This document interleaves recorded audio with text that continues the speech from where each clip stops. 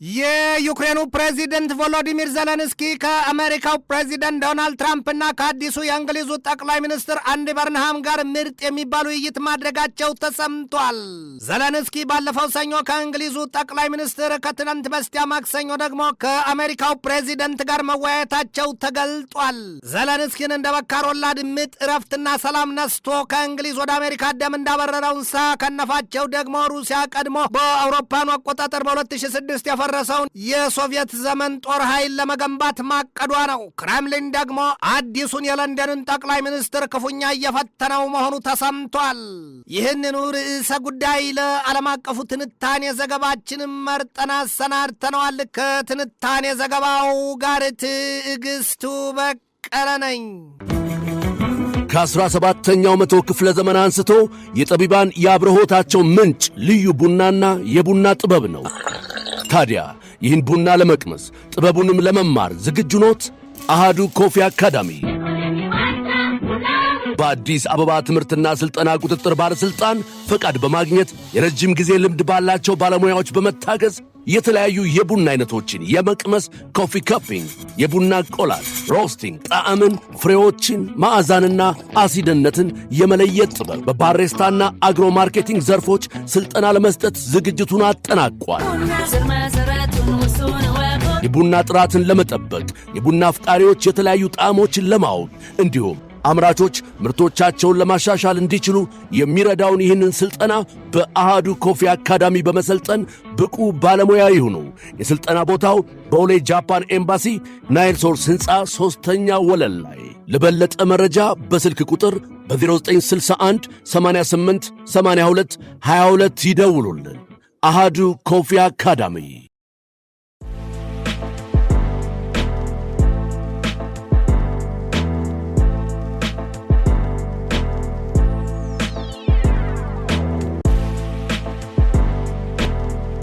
ያኖሩትን ቅርት ያገለግላል፣ አላም ከቀዳዳ ይሻላል ጨምዳዳ ይሏል። ነገር በምሳሌ አዋቂዎቹ ኢትዮጵያን አበው በእንግሊዝ አዲስ የተመረጡት ጠቅላይ ሚኒስትር አንዲ በርንሃም የመጀመሪያ ውይይታቸውን ያደረጉት ከአሜሪካው ፕሬዚደንት ዶናልድ ትራምፕ ጋር ነው። እኒያ አዲሱ ሰው የእንግሊዙ ጠቅላይ ሚኒስትር አንዲ በርንሃም የአሜሪካውን ፕሬዚደንት ዶናልድ ትራምፕ ወደ ማንቸስተር ይመጡላቸው ዘንድ አይናቸውን እያስለመለሙ እንደው ኮረዳ ትራምፕን አይተዋቸዋል ነው የተባለው። የሁለቱ ሀገራት መሪዎች የተወያዩት ደግሞ የእንግሊዙ ጠቅላይ ሚኒስትር አንዲ በርንሃም ተመርጠው በአዲሱ ዙፋናቸው ተቀምጠው ዘውድ ከጫኑ ከጥቂት ጊዜ በኋላ ነው። ጠቅላይ ሚኒስትሩ ከሀገራቸው አጋር አባር ሀገራትም ጋር በቀጣይ ግንኙነታቸውን በማሻሻል ወደ ተለየ አቅጣጫ ለማማተር መሰናዳታቸውንም ነው ለትራምፕ የገለጡላቸው። እርሳቸው ይህንን ቢሉም ደግሞ እንግሊዝ ከሩሲያ የቀጥታ ጦርነትና ጥቃት ስጋት እንዳለባት ነው የሚነገረው። ያውም በመጪዎቹ ወራት እንግሊዝና የሰሜን አትላንቲክ ጦር ቃል ኪዳን ድርጅት ኔቶ አጋር አባሮቹ ሀገራት ከሩሲያው ፕሬዚደንት ቭላዲሚሮቪች ፑቲን በመጪዎቹ ወራት ብዙም ሳይርቅና ሳይዘገይ ከባድ የተባለ አደጋ አንዣቦባቸዋል። ወዲህ ደግሞ የሰሜን አትላንቲክ ጦር ቃል ኪዳን ድርጅት ኔቶ ፊት አውራሪው አድርጎ እንደ ባብሬሳ የሚያስፈራራባት አሜሪካን ብትሆን አሁን ትኩረቷን በኢራን ጦርነት አድርጋለችና የእንግሊዝ ጉዳይ ላታመልጭኛ አታሩጭን ነው ይሎታል።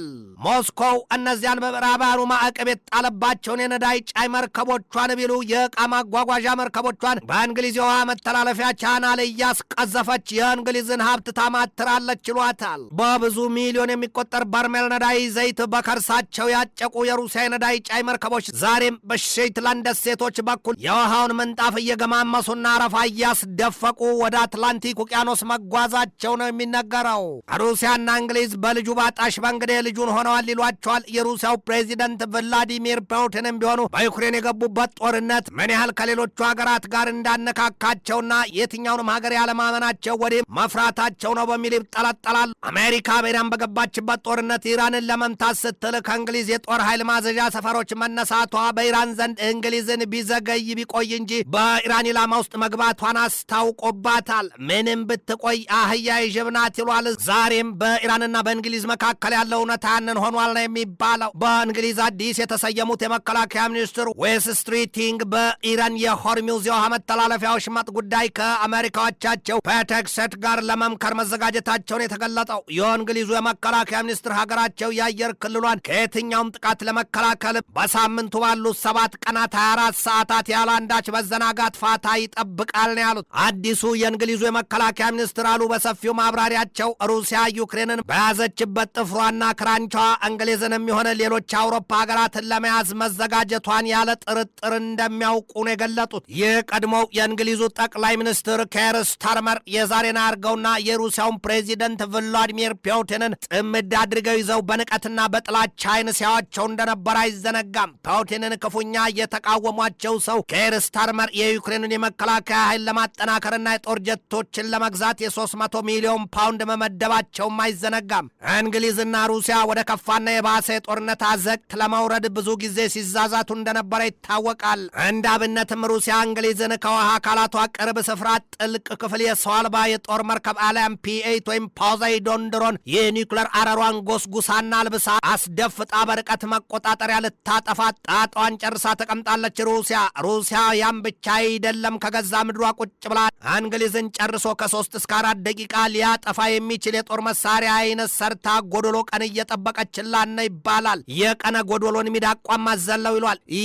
ሩሲያ ለእንግሊዝ ማጥፊያ ከውሃው አካል የውሃ ልብስ አልብሳ ከባህሩ ፍጥረታት ጋር ዋህዳና አዛምዳ ያስደፈጠችው የሰው አልባ ዱዳቁስ P8 አሊያም ፖዛይዶን ድሮን ከባህሩ ጥልቅ ስፍራ እንደተኛ ሳናባሪ ላፍታም ሳይደነዝዝና ሳይዝግ የታጨቀበትንና የተለበጠበትን የኒውክሌር አረር እሳትና መርዝ ትፋው የሚል ትዕዛዝ ከክሬምሊን ቤተ መንግስት አካላት ከተሰጠው በቅጽበት ከበላዩ ያለበሰውን ውሃ እያፈላና እያፍለቀለቀ ሽቅብ ከ900 ሜትር በላይ ያናፍረውና ያንን የተፍለቀለቀ የውሃ ማዕበል በለንደን ከተማ ላይ ይከለብሰዋል። ከዚያ በኋላ የለንደንን ከተማ ያርገኝ ያቺ ከተማ እንደ ገበጣ ጠጠር ታጥባና ተጠራርጋ ከዚያ የፖዛይዶን ድሮን ከተኛበት የባህሩ ጥልቅ ስፍራም ሳይሆን አመዷና አቧራዋ በባህሩ የውሃ አካል ፊት ይነሰነሳል፣ ገሚሱም ክፍሏ ቁልቁል ከባህሩ ጥልቅ ስፍራ ይዘቅጣል ሲሉ የሩሲያ ሹማምንት ደጋግመው ማስጠንቀቃቸው አይዘነጋም። እንግሊዝ በራሷ የመጣባትን ሳትወጣው በዩክሬን ጉዳይ ገብታ ትተክናለች፣ ትለብሰው የላት ከናነበው አማራትን ያስታውሷል። በዚያ ላይ የቀድሞው የሀገሪቱ የመከላከያ ሚኒስትር አደገኛ የተባለ ሚስጥር ማውጣታቸውና ማጋለጣቸው ነው የተሰማው። ያውም ቤን ዋላስ ያወጡት ሚስጥር የኢዝራኤሉ ጠቅላይ ሚኒስትር ቤንያሚን ኔታንያሁ መንግስት እንግሊዝ በቀጥታ ለዩክሬን የጦር ኃይል ድጋፍ ታደርግ ዘንድ እንዳጠየቋቸውና እርሳቸው ግን አሻፈረ ማለታቸውን የገለጡት። ያ የተደረገው ደግሞ ሞስኮውን ለማሳዘንና ለማናደድ እንደነበር አፈራርጠው ገልጠውታል። የኔታንያሁ መንግስት እንግሊዝ በዩክሬን ጦርነት እንድትገባ የሚፈልግ ከሆነ እንግሊዝ ከአርጀንቲና ጋር የተዋጋችባቸውን የፎልክላንድ ደሴቶች የእንግሊዝ ሉዓላዊ ግዛቶች መሆናቸውን የኢዝራኤል መንግስት በይፋ መስክር መባሉንም ነው ያወጡት። ዋላስ አሉ የቤንያሚን ኔታንያሁ መንግስት ዩክሬንን ይደግፋት ዘንድ አስተያየትን ሰጠው። ይሁንና ግን ኢዝራኤል ሩሲያን ለማናደድና ለማስቆጣት አልፈለገችም ነው ያሉት። ክሬምሊን በዚህ ወቅት የለንደንን አዲሱን ጠቅላይ ሚኒስትር ክፉኛ እየፈተናቸው መሆኑም ነው የሚገለጠው። እኒሁ አዲሱ የእንግሊዙ ጠቅላይ ሚኒስትር አንዲ በርንሃም ስልጣን በተረከቡበትና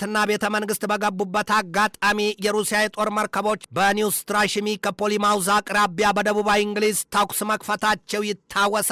የእንግሊዝ የመከላከያ ሚኒስቴር በጉዳዩ ዙሪያ ባወጣው መግለጫው በዚያ መልኩ የቀጥታ ተኩስ ልምምድ ሲያደርጉ የነበሩት የሩሲያ የጦር መርከቦች የክሩይዝ ሚሳይሎችና በደቂቃ እስከ 50 ጥይቶችን በሮምታ መተኮስ የሚችሉ ከባድና የርቀት ጠመንጃዎችን ታጥቀው እንደነበር ነው የተገለጠው። በሩሲያና ዩክሬን ጦርነት የተነሳ ክፉኛ የተነካኩት ሩሲያና እንግሊዝ ከወረደው አሉባልታም አልታቀቡም ይሏቸዋል። ትናንት በተሰማ ዜና ደግሞ የሩሲያው ፕሬዚደንት ቭላዲሚሮቪች ፑቲን አሁን የያዙት አቋማቸውና ግባቸው እንደ አውሮፓውያኑ አቆጣጠር በ2006 ጨርሶ ዳግም እንዳይጠገን ሆኖ የፈረሰውን የሶቪየት ህብረት ዘመኑን የጦር ኃይል ግንባታ መያዛቸውን የተገለጠው የሩሲያው ፕሬዚደንት ቭላዲሚር ፑቲን ከትናንት በስቲያ በአውሮፓውያኑ ሐምሌ 27 2026 አዲስ ድንጋጌ መፈረማቸውም የተሰማው። ያውም የጦር ኃይሉን በቀድሞው የሶቪየት ህብረት ዘመን አምሳያና ቅርጽ ለመገንባትና ለማጠናከር በዚያም መነሾ 27000 ሰዎችን መመልመላቸው 25000 ወታደሮችንና 2000 አባላት ማዋቀራቸውን የተሰማው የሩሲያው የመከላከያ ሚኒስትር አንድሬይ ቤሎሶቭ